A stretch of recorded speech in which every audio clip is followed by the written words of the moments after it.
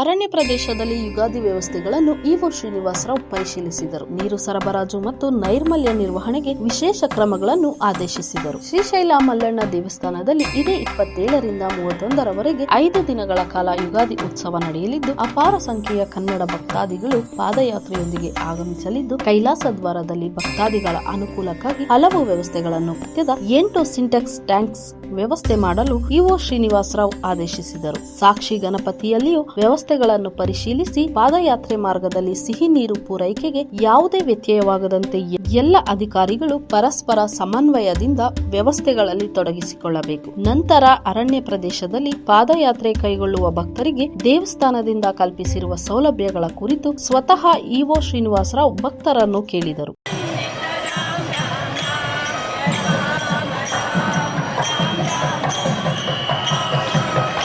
ವರದಿ Siddu. ಮೆಂಡು news network, ಸತ್ಯದ ಕನ್ನಡಿ.